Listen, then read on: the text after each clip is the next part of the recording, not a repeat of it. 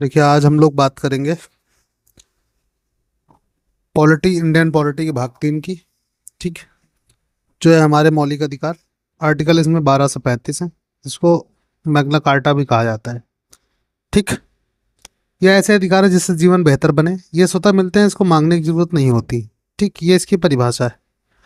मौलिक अधिकारों की मांग 1895 में पहली व्यक्तिगत मांग की थी बाल गंगाधर तिलक ने स्वराज बिल में।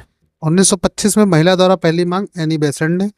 1928 में कांग्रेस द्वारा, कलकत्ता में नेहरू रिपोर्ट में मोतीलाल नेहरू द्वारा। 1931 में कराची अधिवेशन कांग्रेस के कराची अधिवेशन जो था कांग्रेस का, उसका उद्देश्य था मौलिक अधिकार। ठीक, इसके अध्यक्ष थे सरदार वल्लभ भाई पटेल। 1935 अधिनियम में मौलिक अधिकार नहीं थे, डीपीएसपी थे। ठीक है, 1935 अधिनियम जो आया था उसमें मौलिक अधिकार नहीं थे, डीपीएसपी थे। 1945 में सप्रू समिति बनी, जिसका ऑब्जेक्टिव था भारतीय नागरिकों के अधिकार पर विचार। वैकल्पिक अधिकार राज्य पर निर्भर हैं, जो भाग 4 में 36 से 51 आर्टिकल हैं, उनको डीपीएसपी कहा गया है या आयरलैंड से लिए गए हैं। अनिवार्य अधिकार मौलिक अधिकार रहे, जो भाग 3 में आर्टिकल 12 से 35 है, अमेरिका से लिया गया इनको। ठीक, अब देखिए मैग्ना कार्टा क्यों कहते हैं। 1215 एडी में किंग जॉन नाम के ब्रिटेन के राजा थे। उनने एक पत्र लिखा था जिसका नाम था मैग्ना कार्टा। पत्र का नाम था मैग्ना कार्टा, और उस पत्र में था, मजदूरों के हितों की रक्षा करना राजा का धर्म है। यह लेटर था उनका। ठीक, इसी वजह से इसको मैग्ना कार्टा कहते हैं मौलिक अधिकारों। ठीक, मौलिक अधिकारों का विभाजन, परिभाषा और प्रावधान 12 और 13 में है आर्टिकल में। केवल नागरिक 15, 16, 19, 29, 30। प्रत्येक व्यक्ति के लिए 14, 20 से 28। कुप्रथाओं का अंत 17, 18। संपत्ति का अधिकार 31, जिसको 44वां संविधान संशोधन 1978 द्वारा आर्टिकल 300A में भेज दिया गया, यहाँ से खत्म हो गया। ठीक है, संवैधानिक उपचार 32, विशेष प्रावधान 33 से 35। ठीक, अब आर्टिकल 12 देखिए। राज्य की परिभाषा क्या है।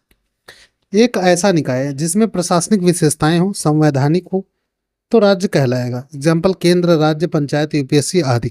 अपवाद में एनसीईआरटी, सेंट्रल बैंक्स, ये राज्य नहीं है। आर्टिकल 13 कहता है मौलिक अधिकारों के प्रति न्यायालय, कोर्ट द्वारा इनकी रक्षा की जाएगी। यदि मौलिक अधिकार असंगत हैं तो अल्पीकरण संभव है।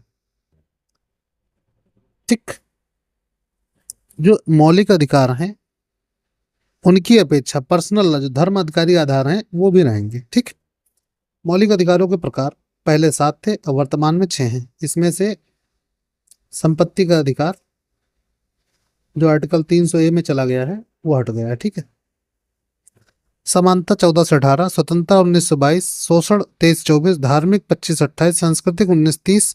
संपत्ति जो 31वां संविधान जो आर्टिकल 31 था वो 44वां संविधान 1978 से समाप्त होगा, 300 आर्टिकल में चला गया। ठीक है, संवैधानिक उपचार 32। अब देखिए समता का अधिकार, समानता का अधिकार आर्टिकल 14 से 18। ठीक, आर्टिकल 14 कहता है कानून के समक्ष समानता, ये लिया गया है ब्रिटेन से।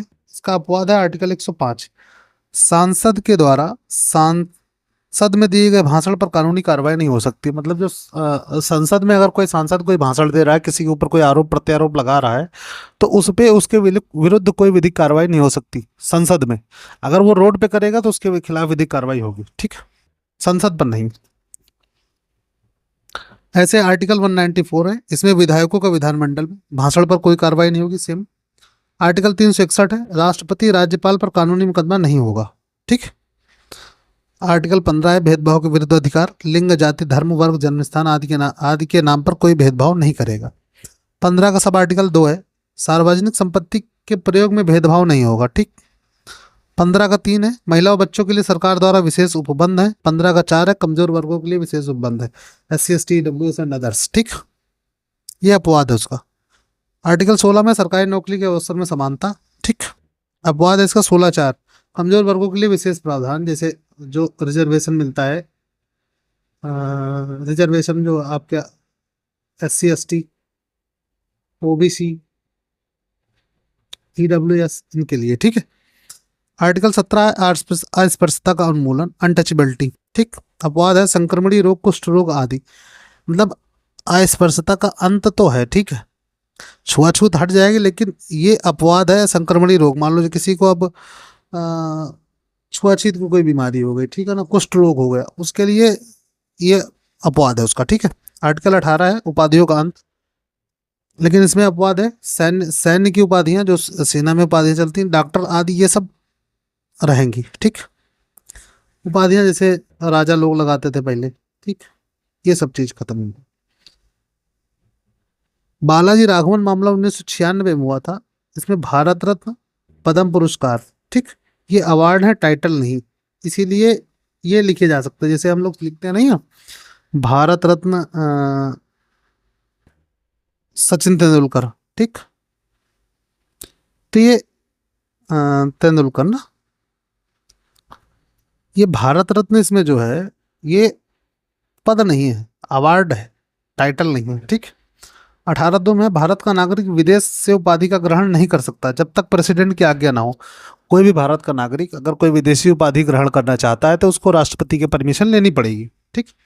अगला है स्वतंत्रता का अधिकार, 19, आर्टिकल 19 के फर्स्ट का ए है, वाक व व्यक्ति की आजादी, बोलने का अधिकार, प्रश्न पूछने का अधिकार, चुप रहने का अधिकार, ध्वज फहराने का अधिकार, प्रेस की स्वतंत्रता।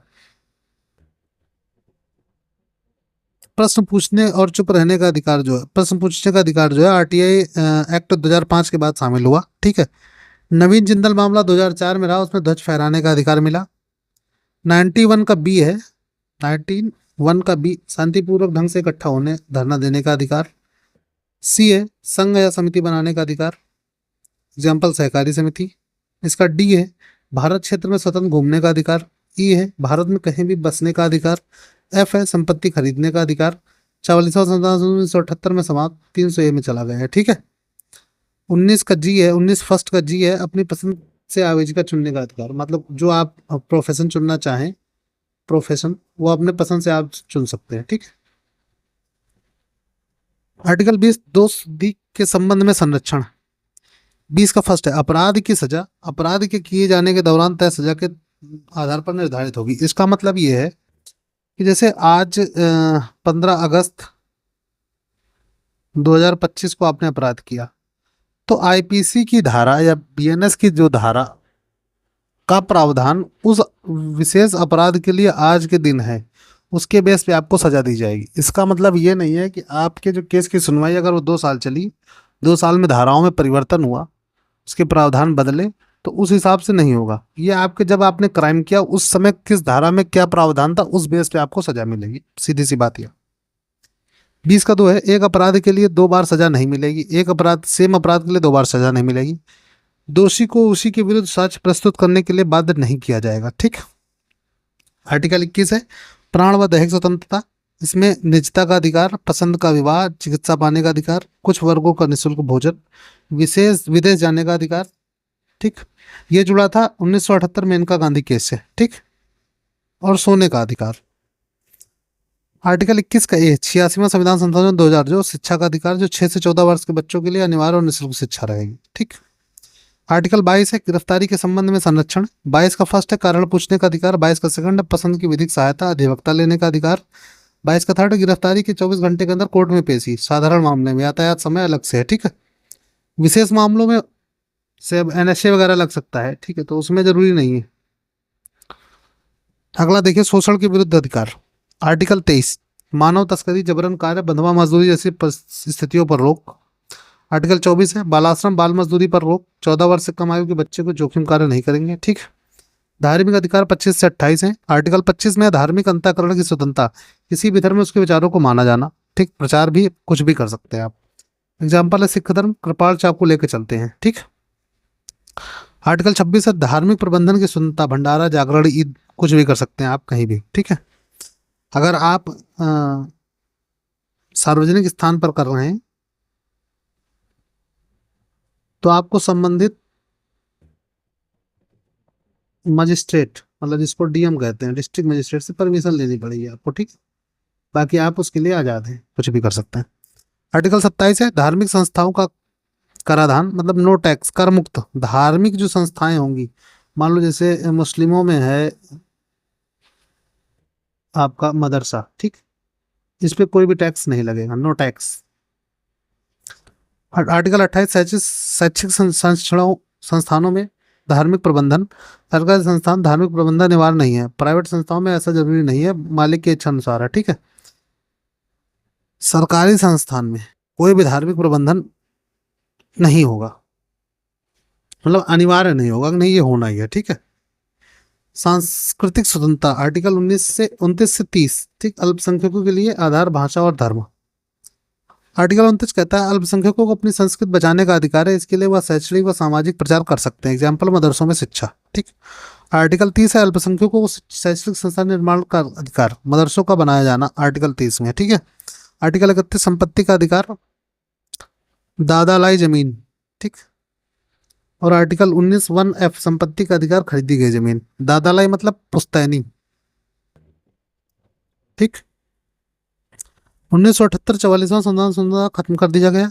पीएम उस समय थे मोरारजी देसाई। आर्टिकल 301(a) जिसको विधिक अधिकार बना दिया गया। आर्टिकल 32 हमारा विशेषाधिकार रेट, ऐसे विधिक दस्तावेज जो मौलिक अधिकारों की रक्षा करे। ठीक, इसको संवैधानिक उपचार भी कहते हैं, मौलिक अधिकारों की रक्षा करता है। ठीक, डॉक्टर भीमराव अम्बेडकर इसको संविधान की आत्मा व हृदय भी कहें। ठीक, नोट, रिट हाईकोर्ट भी जारी कर सकता है। आर्टिकल 226। रिट के प्रकार, अधिकार परीक्षा, बंदी प्रत्यक्षीकरण, उत्प्रेषण, परमादेश, प्रतिषेध। अब देखिए बंदी प्रत्यक्षीकरण क्या है? हेबियस कॉर्पस, गिरफ्तार व्यक्ति को 24 घंटे के अंदर न्यायालय में पेशी न किया जाए तब जिस संस्था अधिकारी के द्वारा गलत तरीके से गिरफ्तार किया गया उसके खिलाफ जारी किया जाता है। निजी स्वतंत्रता का रक्षक है।